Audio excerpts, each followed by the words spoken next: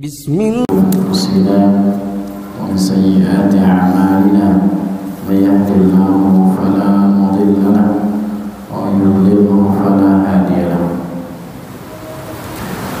أشهد أن لا إله إلا الله وحده لا شريك له وأشهد أن محمدا عبده ورسوله لا نبي بعده اللهم صل وسلم على نبينا محمد صلى الله عليه وسلم وعلى آله وأصحابه أجمعين. يقول الله عز وجل: يا أيها الذين آمنوا اتقوا الله حق تقاته ولا تموتن إلا وأنتم مسلمون. يا أيها الناس اتقوا ربكم الذي خلقكم من نفس واحدة وخلق منها زوجها وبث منهما رجالا كثيرا ونساء واتقوا الله الذي تساءلون به والأرحام إن الله كان عليكم رقيبا.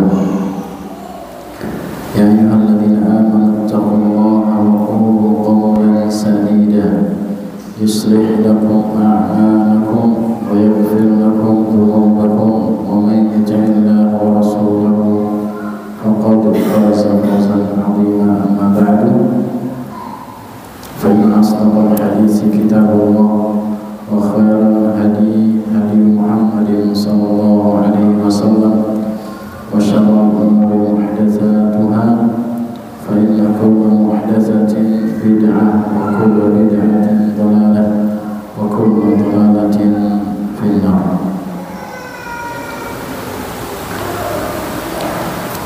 Para jemaah rahimani wa rahimakumullah, kita lanjutkan kajian kita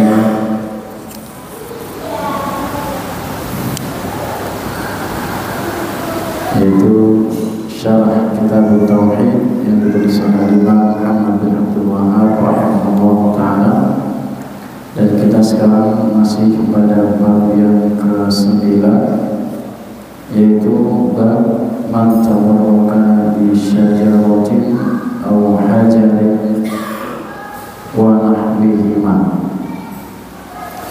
yaitu bab tentang hukum tabarruk atau mencari berkah dengan pepohonan, bebatuan ataupun selain daripada keduanya. Dan pada pertemuan yang lalu sudah kita sampaikan bahwa makna al-barakah di situ ada dua, yaitu jumlah yang banyak dan juga tetap kepada kebaikan tersebut. Kemudian juga pentingnya kita mengetahui tentang bab ini para jemaah yang dimuliakan oleh Allah Subhanahu wa taala adalah dikarenakan banyak sekali saudara-saudara kita yang mereka mencari keberkahan bukan pada sumbernya, ya, bukan pada sumber yang telah dijelaskan oleh Allah dan Rasulnya Sallallahu Alaihi Wasallam. Kemudian pada pertemuan yang lalu sudah kita sampaikan bahwa keberkahan itu bisa berupa dua hal, yaitu bertabar dengan perkara-perkara yang syar'i yang diketahui seperti Al-Quran.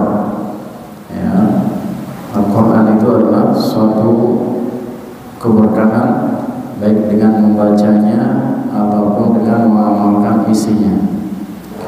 Dan juga yang kedua yaitu mencari keberkahan dengan perkara-perkara yang hissi atau yang indrawi, yaitu seperti ta'lim, belajar atau ilmu, berdoa ataupun yang semisalnya.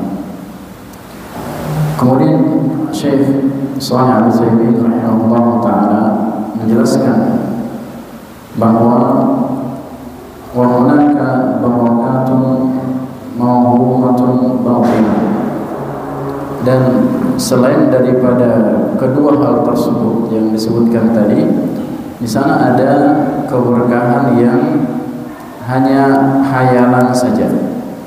Artinya di situ dianggap keberkahan, namun dia tidak memiliki keberkahan, dan keberkahan itu adalah keberkahan yang batil. Mislu ma yaz'amu ad-dajjalun, seperti apa-apa yang dianggap oleh para dajjal. Dajjal di sini maksudnya adalah para pendusta. Ya. Jadi dajjal itu diantara hal yang kenapa dia dikatakan dajjal, karena dia banyak dusta, kadzdzab. Apa kata mereka? Mereka mengatakan bahwa anna fulanan al-mayyit alladhi yaz'umuna annahu al-waliyyu anzala 'alaikum min barakatihi wa ma asbaha dzalik. Mereka menganggap bahwasanya ada sebagian mayit, sebagian orang-orang yang sudah meninggal dunia memiliki keberkahan ketika meminta kepada mayit tersebut, ataupun mungkin berkunjung ke kuburannya, kemudian dia menganggap bahwasanya mayit tersebut yang sudah meninggal dunia itu masih punya keberkahan, padahal mereka sudah meninggal dunia. Adapun ketika masih hidup para jemaah yang dimakan oleh Allah Subhanahu wa taala, kita bisa mengambil keberkahan dari mereka. Misalkan ada orang soleh, ada orang berilmu, wali misalnya, kita bisa mengambil keberkahan. Bagaimana caranya? Dengan bermajlis dengan mereka, atau menuntut ilmu kepada mereka, ataupun yang semisal, atau minta didoakan oleh mereka. Ini juga merupakan apa? Merupakan keberkahan. Adapun ketika mereka sudah meninggal dunia, maka mereka sama saja seperti manusia-manusia yang lain yang tidak memiliki keberkahan. Karena keberkahan ini para jemaah yang dilakukan oleh Allah Subhanahu wa taala, ada yang bersifat hissi, bisa dilihat, ada juga atau bisa disentuh, ada juga yang bersifat ma'nawi. Maksudnya apa? Maksudnya hissi di sini yaitu jelas dia ada nasnya, seperti misalkan Rasulullah sallallahu alaihi wasallam badannya berkah. Seluruh apa yang berkaitan dengan Nabi itu berkah.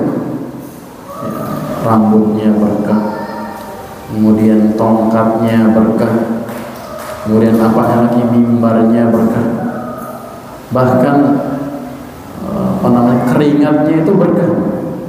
Dahulu para sahabat Nabi kita sallallahu alaihi wasallam menjadikan keringat Nabi itu sebagai obat. Kemudian juga ludahnya Nabi, liurnya Nabi itu berkah. Bahkan ketika Ali bin Abi Thalib radhiyallahu ta'ala anhu sakit mata sampai tidak bisa melihat, ya, ketika perang Khaybar, kemudian keesokan harinya akan mulai perang yang akan diberikan panji peperangan tersebut kepada Ali bin Abi Thalib, kemudian dia nggak bisa melihat, dipaparkan oleh sebagian sahabat. Mana Ali bin Abi Thalib, kemudian dibawa, kemudian diludahi. Tapi ini jangan dipraktekkan. Ya, kalau kita nggak sama seperti Nabi Sallallahu Alaihi Wasallam. Nabi Sallallahu Alaihi Wasallam berkah air ludahnya, sehingga ditiup satu kali saja hilang tanpa pernah ada bekas sakitnya. Ini diantara keberkahan Nabi kita Sallallahu Alaihi Wasallam, ini bersifat hissi, bisa dilihat. Dan semua hal yang berkaitan dengan Nabi kita Sallallahu Alaihi Wasallam itu dia berkah. Kemudian ada hal yang bersifat maknawi, tidak tampak, seperti misalkan keberkahan tanah haram, tanah suci Makkah dan juga tanah suci Madinah. Keberkahan bersifat maknawi maksudnya apa? Bukan tanahnya yang berkah, tapi bagaimana kita berada di sana dengan mengisi ibadah kepada Allah Subhanahu wa taala. Bukan berarti nanti kita ke Makkah, Madinah ngambil tanahnya atau ngambil batu-batuan di sana dijadikan jimat misalkan. Akan tapi kita mengambil keberkahan di Makkah ataupun Madinah dengan memperbanyak ibadah kepada Allah Subhanahu wa taala, karena di sana adalah tanah yang diberkahi. Begitu pula mungkin di Palestina, di Masjid Al-Aqsa juga berkah. Ya. Karena tidak ada masjid yang dianjurkan untuk dikunjungi kecuali 3 masjid saja yang bernilai ibadah di sisi Allah Subhanahu wa taala, yang Nabi kita sallallahu alaihi wasallam mengatakan la tashuddur rihal illa ila 3 masajid. Janganlah engkau mempersiapkan bekal untuk membuat suatu perjalanan kecuali 3 masjid aja. Apa itu? Al-Haram, Masjid Nabawi, dan Masjid Al-Aqsa. Selainnya sama saja, mau kemana saja itu adalah sebuah perjalanan yang biasa aja, ya, yang tidak memiliki keberkahan. Oleh karena kita kalau kita berada di Makkah, Madinah, kemudian juga di Palestina, di Al-Aqsa, maka kita menggunakan atau mengambil keberkahan dengan memperbanyak ibadah di sana. Kemudian juga para jamaah yang dimuliakan oleh Allah Subhanahu wa taala,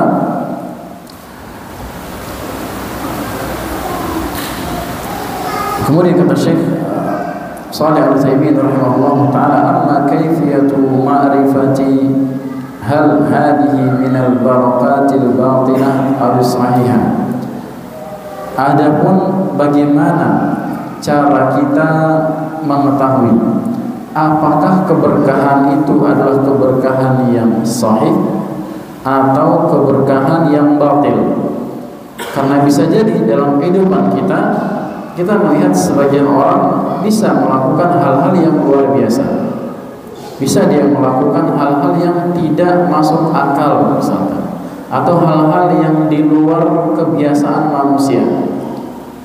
Misalkan bisa berjalan di atas air misalkan, atau dibakar tidak hangus, ya, dibakar tidak hangus.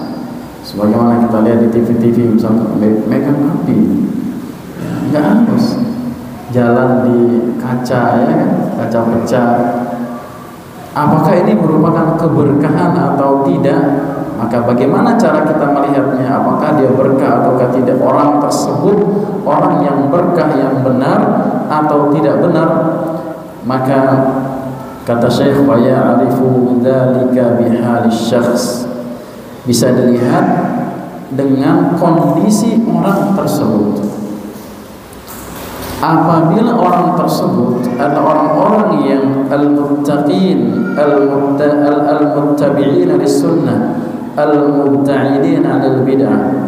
Apabila orang tersebut termasuk wali Allah yang dia takwa, dia dekat kepada sunnah, dia melaksanakan ibadah kepada Allah Subhanahu wa taala, dia jauh dari perkara-perkara bid'ah, dia jauh dari kemaksiatan, maka ini bisa dikategorikan sebagai orang yang berkah. Hidupnya berkah, orang tersebut berkah. Ya, dia adalah wali yang sebenarnya. Ya. Adapun apabila berlainan dengan hal tersebut, ya, misalkan dia orang-orang yang fasik, orang-orang yang senantiasa melakukan kemaksiatan, misalkan hidupnya penuh dengan kemaksiatan, tidak pernah sholat misalkan.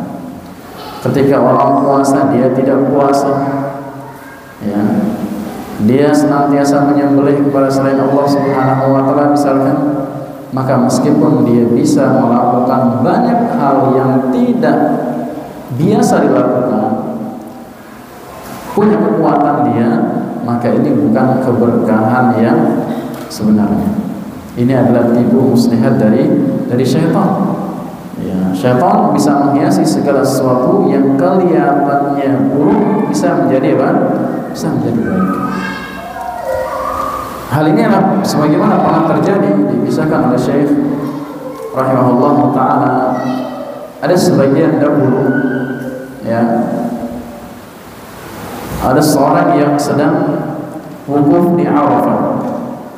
Disebutkan di sini ada seorang yang wukuf di Arafah, kemudian summa ya'ti ila baladihi wa yudhi ma'a ahli baladi. Kemudian dia sedang haji, maksudnya di sini dia sedang haji, kemudian dia sedang wukuf di Arafah, kemudian keesokan harinya dia sudah ada di kampungnya, sudah menyembelih, hadiunya disembelih di kampungnya, enggak di Mekah.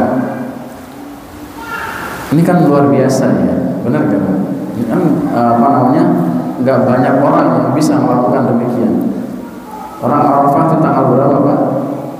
Ayo orang wukuf di Arafah tanggal berapa? Tanggal 9 ya, tanggal 9 Zulhijjah. Kemudian tanggal 10 Zulhijjah dia sudah di negaranya. Maksudnya disebutkan oleh Syekh, dia sudah ada di negaranya, menyembelih hewan korbannya di situ bersama masyarakat di situ. Kira-kira ini hebat apa enggak, Pak? Hebat, Pak. Jadi dengan sekejap dia bisa apa? Dia bisa pulang. Akan tapi kata Syekhul Islam Ibnu Taimiyah rahimahullah taala, inna syayatin tahmiluhum likai yaghtarru bihimun nas. Syaitan membawa mereka agar apa? Agar manusia percaya sama dia, agar manusia bangga sama orang tersebut. Wa haula waqa'a minhum mukhalafah. Padahal orang-orang semacam ini telah melakukan banyak sekali pelanggaran. Di antaranya kata Syekh, dia tidak menyempurnakan hajinya. Ya, kenapa tidak menyempurnakan hajinya? Karena belum lempar jumrah, belum, ya kan? Baru wukuf di Arafah, belum lempar jumrah, belum tahallul. Kemudian juga pelanggaran yang dilakukan adalah dia melewati miqat tanpa melakukan ihram. Dia masih berihram, dia keluar miqat belum tahallul. Ini adalah sebuah pelanggaran di dalam apa? Haji. Ya. Benar apa tidak, Bapak? Kelihatannya luar biasa. Tanggal 9 Mas ada di Ka'bah, tanggal 10 pagi udah di rumahnya nyembelih.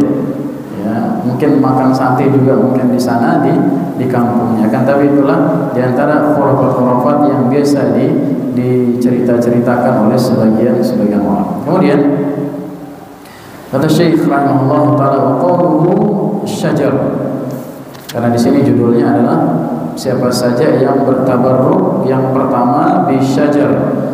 Syajar di situ adalah isim jenis yang mencakup semua jenis pohon, mencakup semua jenis pohon, yang artinya siapa saja yang bertabarruk dengan pohon apa saja,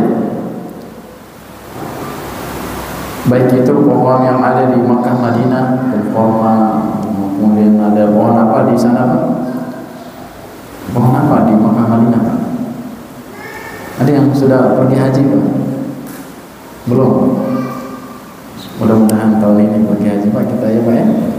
Apa? Pohon apa saja lah intinya. Ya, semua pohon-pohon itu tidak memiliki sedikit pun keberkahan, yang tidak boleh kita mengambil berkah dari apapun jenis pohon. Entah itu pohon beringin ya di sini. Kemudian pohon yang di kuburan itu pohon apa, Pak? Pohon Kamboja. Kemudian yang ada buahnya kecil itu apa namanya? Bidara ya. Pohon apa saja itu tidak memiliki keberkahan. Dan di antara kebaikan Amirul Mukminin rahimahullah taala radhiyallahu taala Umar bin Khattab radhiyallahu taala dulu pernah memotong sebuah pohon, yang pohon tersebut pohon yang disebutkan di dalam Al-Qur'an. Pohon itu disebutkan di dalam Al-Qur'an, bukan pohon sembarangan, yaitu pohon tempat para kaum muslimin baiat ridwan. Ya, kalau mau baca surah Al-Fatih, ya Al-Fatih tentang baiat di bawah pohon. Kalau Bapak baca surah Al-Fatih, di situ ada disebutkan tentang pohon tempat orang-orang baiat. Ketika orang-orang rame-rame ngumpul di sana, rame-rame mengadakan mungkin berdiam diri di sana, yang mengatakan bahwasanya oh ini pohon berkah. Kenapa dia pohon berkah? di situ dulu tempat baiatnya Rasulullah SAW bersama para sahabat yang disebut dengan baiat Ridwan. Kemudian sampai kabar tersebut kepada Umar bin Khattab radhiyallahu ta'ala anhu, kemudian beliau perintahkan untuk dipotong. Kenapa dipotong? Agar tidak ada orang mencari berkah di situ. Yang pohon itu bukan pohon berkah. Padahal disebut Bapak di dalam apa? Di dalam Al-Quran. Bukan pohon yang sembarangan. Ini diantara apa? Diantara hikmahnya Amirul Mukminin Umar bin Khattab radhiyallahu anhu yang beliau mencegah terjadinya kesyirikan. Ya, kalau semakin banyak orang-orang berbondong ke sana, semakin banyak orang-orang yang mungkin i'tikaf di situ, berzikir di situ ataupun yang semisalnya, lama-kelamaan nanti dianggapnya menjadi pohon keramat.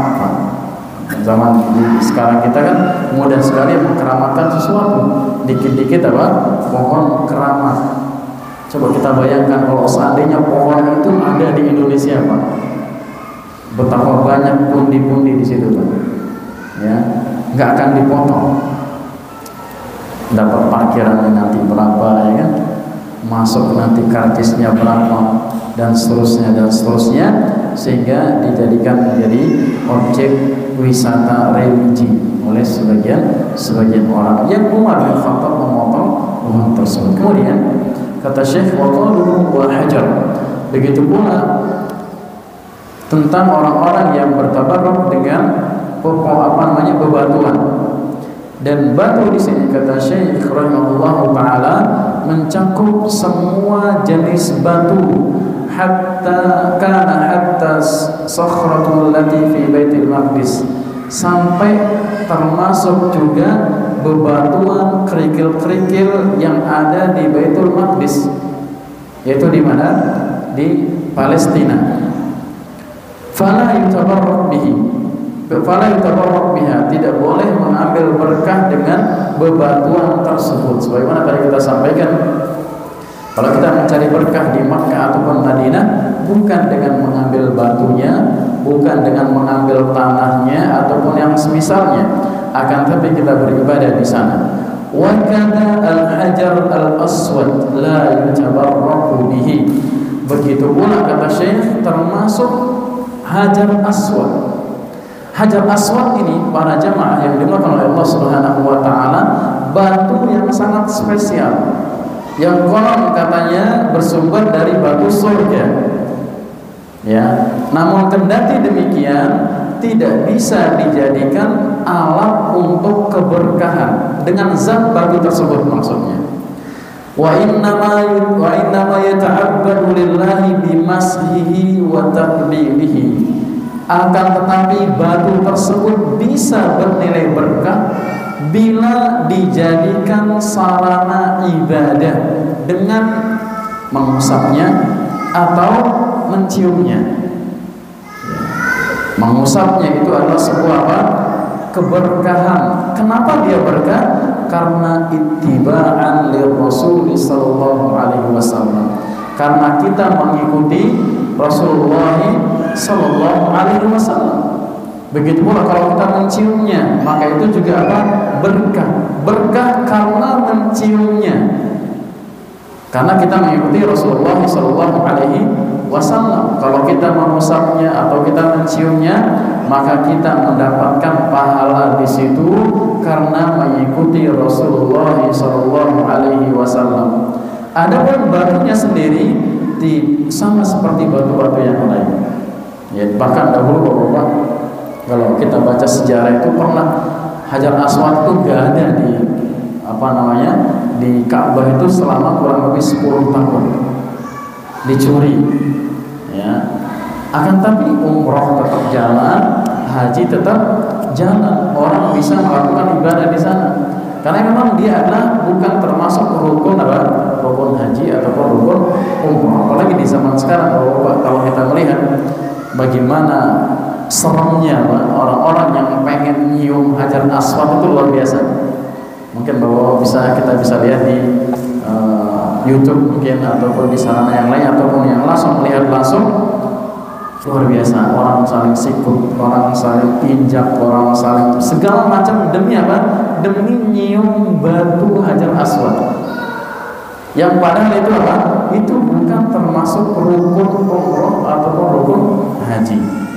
Yang ini salah satu hal yang disampaikan oleh Umar bin Khattab radhiyallahu anhu, bagaimana sikap beliau dengan Hajar Aswad. Beliau mengatakan dalam ucapannya yang sangat masyhur, beliau mengatakan, inni la a'lamu annaka hajar la tadurru wa la tanfa. Wahai batu Hajar Aswad, sungguhnya aku tahu kamu hanya batu, tidak bisa memberikan manfaat dan tidak bisa memberikan mudarat. Perhatikan, batu Hajar Aswad, batu yang bersumber dari mana? Bersumber dari surga. Apalagi batu-batu yang lain, tentunya lebih tidak bisa memberikan manfaat dan tidak bisa memberikan mudarat. Batu cincin misalkan, batu akik yang pada beberapa tahun yang lalu booming, batu-batu akik. Kemudian pernah kita sampaikan juga batunya ponari, tidak ada asal usulnya, ya. Kemudian batu-batu yang lain. Kemudian kata beliau, walau la anni ra'aitu Rasulullah sallallahu alaihi wasallam yuqabbiluka ma qabbaltuka. Kalau seandainya aku tidak melihat Rasulullah sallallahu alaihi wasallam mencium kamu wahai batu, aku gak akan pernah mencium kamu. Lihat bagaimana sikap Umar bin Khattab radhiyallahu taala ketika berhadapan dengan batu Hajar Aswad. Sehingga kita sampaikan sekali lagi bahwa keberkahan dari batu Hajar Aswad itu apabila kita mengusapnya dan menciumnya, karena sebagai bentuk ittiba kepada Rasulullah sallallahu alaihi wasallam. Fatakbiluhu ibadatun mahdhatun. Maka mencium Hajar Aswad itu adalah ibadah yang mahdhah. Khilafan lil ammah, berbeda dengan apa yang diyakini oleh sebagian orang. Yazunnuna anna bihi barakatun hissiyah, yang dia menganggap bahwasanya Hajar Aswad itu memiliki berkah yang bisa dipegang ataupun bisa dilihat. Wa lidzalika idza aslamahu ba'du haula masaha ala jami'i badanihi tabarrukan bidzalik. Oleh karena apabila kita melihat sebagian orang yang bisa mengusap batu Hajar Aswad itu, mereka mengusapnya ke seluruh tubuhnya dengan tujuan apa? Tabarruk, mencari berkah. Padahal yang benar adalah cukup kita mengusapnya ataupun menciumnya, atau kalau kita tidak bisa melakukan kedua hal tersebut disebutkan oleh para ulama, cukup memberikan isyarat saja. Ya, cukup memberikan apa? Isyarat saja tanpa melakukan yang lain. Sebagian orang dikasih kecukupan, ya, macam-macam. Padahal cukup. Allahu Akbar. Bismillahirrahmanirrahim. Itulah para jamaah, pentingnya kita beramal, berilmu sebelum berkata dan beramal, agar uang yang kita keluarkan yang tidak sedikit itu bisa bermanfaat dengan sebaik-baiknya dengan kita mengikuti contoh Nabi Muhammad sallallahu alaihi wasallam. Oleh karena para jamaah yang dimuliakan oleh Allah Subhanahu wa taala, ini dia, baik pohon-pohon ataupun bebatuan apa saja, dia tidak memiliki keberkahan sama sekali. Yang yang kita tidak boleh mencari berkah dengan bebatuan atau pepohonan apa saja yang kita temui. Kemudian waqaluhu, dan ucapan mu'allif wa nahwihima, dan selain keduanya, maksudnya adalah yaitu selain batu dan selain pohon-pohon tersebut, bisa saja seperti kuburan-kuburan ataupun seperti zaman sekarang apa yang dianggap berkah, misalkan apa, misalkan kerbau berkah itu, ya tai-tai kotoran kerbau ataupun yang semisalnya, maka ini bukan termasuk keberkahan. Fala yatamassahu biha tabarrukan, enggak boleh diusap dengan meyakini berkah. Kalau diusap doang boleh, misalnya apa namanya, gelas atau botol, diusap boleh. Tapi kalau kita anggap usap berkah, ini yang tidak boleh. Ya, misalkan kuburan, misalkan boleh nggak mengusap batu nisannya? Boleh, diusap aja. Tapi jangan sampai dianggap itu mendapatkan apa? Keberkahan. Begitu pula benda-benda yang lainnya ya diusap tidak boleh dianggap sebagai keberkahan yang di situ mengandung keberkahan tanpa ada landasan dari dalil Al-Qur'an ataupun dari hadis Nabi Muhammad SAW. Kemudian muallif membawakan ayat surah An-Najm ayat yang ke-19 yang mengatakan bahwasanya waqalu afara'aytumul Lata wal Uzza, apakah engkau tidak melihat Al-Lat wal Uzza, dan yang ketiga Al-Manat Tsalitsatul Ukhra, dan Al-Manat.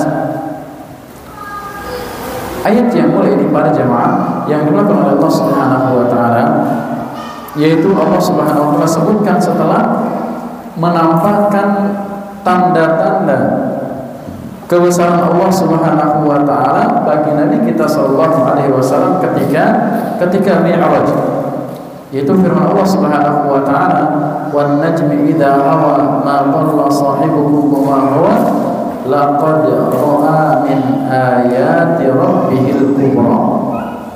Ya, sungguh Nabi kita sallallahu alaihi wasallam ya telah diperlihatkan tanda-tanda kebesaran Allah Subhanahu wa taala yang sangat besar, yang sangat agung. Kemudian Allah katakan afara'aytumul Lata wal Uzza. Maka di sini disebutkan oleh Syekh rahimahullah taala, ini termasuk istifham al-istihjan, untuk atau pertanyaan untuk menunjukkan bahwasanya sesuatu itu sangat rendah. Ya, setelah ditampakkan ayat-ayat Allah yang sangat agung, ya ketika Isra Mi'raj itu kan butuh waktu kurang dari 1 malam. Kemudian ketika naik ke atas langit, kemudian bertemu dengan para nabi, bagaimana diperlihatkan Nabi kita sallallahu alaihi wasallam betapa agungnya kebesaran Allah Subhanahu wa taala. Kemudian Allah Subhanahu wa taala nanya, lalu bagaimana dengan Lat, Uzza dan Manat? Nah, ini kenapa disebutkan Lat, Uzza dan Manat?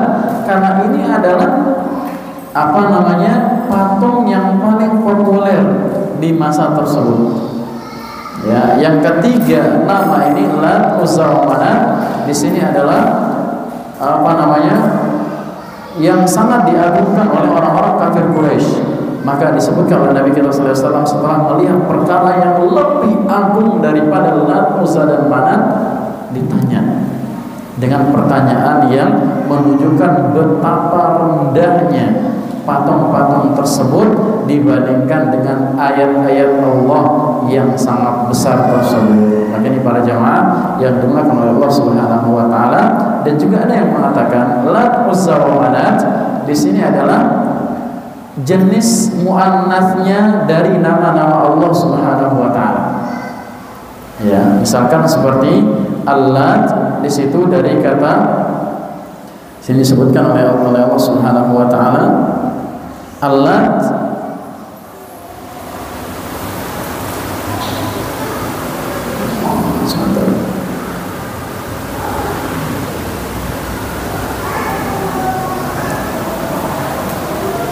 mushtaqun minallah, yakni maksudnya muannatnya dari kata al-ilah.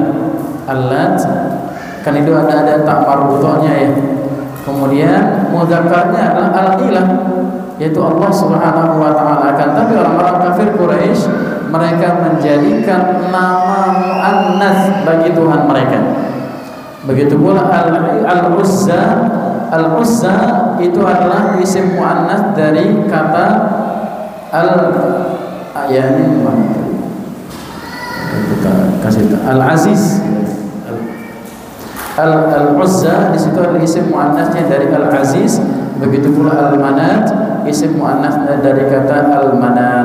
Nah, ini di situ menunjukkan bahwa orang-orang kafir Quraisy menganggap atau menamakan Tuhan-Tuhan mereka dengan nama muannats, menunjukkan apa?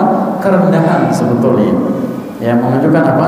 Kerendahan dari Tuhan-Tuhan yang mereka yang mereka sembah. Agar ini disebutkan oleh Allah Subhanahu wa taala, dan Allah Subhanahu wa taala membatalkan atau menganggap batil Tuhan-Tuhan mereka di dalam ayat nanti bahwa bisa baca di ayat-ayat di dalam surah An-Najm yang berkaitan dengan Tuhan-Tuhan tersebut. Kemudian terakhir, munasabatul ayat litarjamah.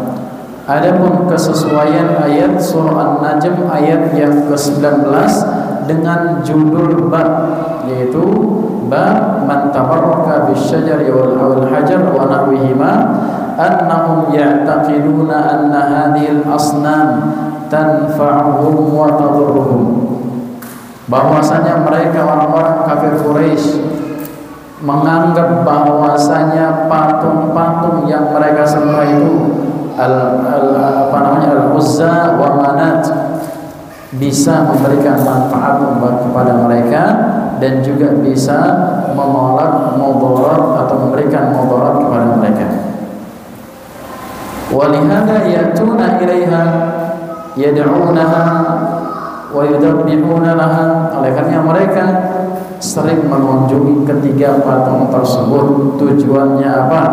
Mereka berdoa kepada patung tersebut, kemudian mereka menyembelih kepada patung tersebut. Wa yataqarrabuna ilaiha, kemudian mereka mendekatkan diri mereka kepada patung tersebut.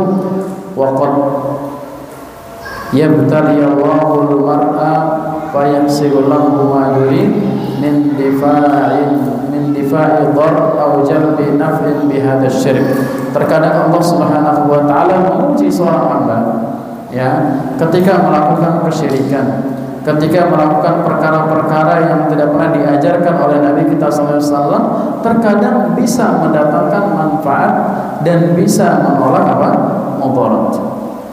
Ya, misalkan seperti orang-orang kafir Quraisy yang mereka beribadah kepada patung, menyembah kepada patung, terkadang bisa dikabulkan permintaannya. Yang tentunya yang memberikan permintaan tersebut adalah siapa? Allah Subhanahu wa taala. Akan tapi itu termasuk sebagai ujian kepada mereka. Ibtila'an minallah wa imtihanan, sebagai ujian dari Allah Subhanahu wa taala.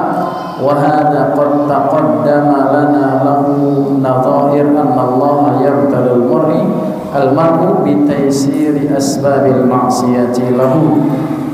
Oleh karena terkadang juga Allah Subhanahu wa taala menguji seorang hamba, ya, dengan memudahkan sebab-sebab melakukan maksiat.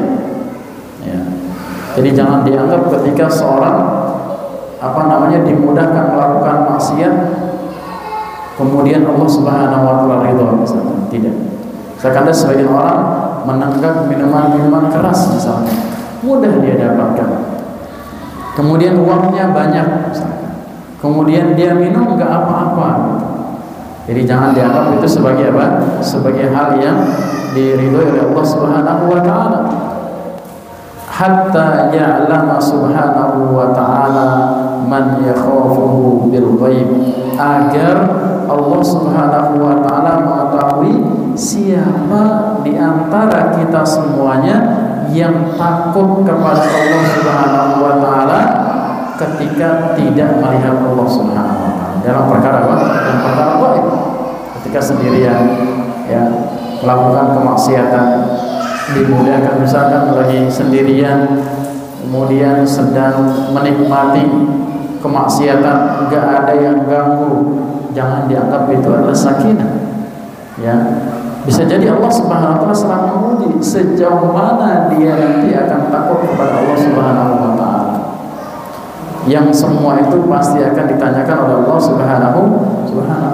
Mereka yang para jemaah yang dimuliakan oleh Allah Subhanahu wa taala, kesimpulan di dalam dalil yang pertama ini bahwa Allah Subhanahu wa taala menjelaskan bahwa patung-patung yang mereka sembah orang-orang kafir Quraisy sembah tersebut tidak bisa memberikan manfaat dan tidak pula memberikan mudarat. Begitu pula orang-orang yang bertabarruk dengan pepohonan ataupun batu-batuan ataupun selainnya tersebut tidak bisa memberikan keberkahan. Yang bisa memberikan keberkahan hanyalah Allah Subhanahu wa taala, yang kita cari keberkahan tersebut sesuai dengan apa yang dikatakan oleh Allah Subhanahu wa taala dan apa yang dikatakan oleh Nabi kita sallallahu alaihi wasallam.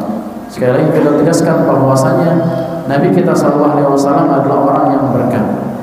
Akan tetapi setelah beliau, para sahabat Nabi Muhammad sallallahu alaihi wasallam tidak ada yang mereka saling mencari keberkahan satu dengan cara yang lain. Ya. Hanya kepada Rasulullah sallallahu alaihi wasallam saja.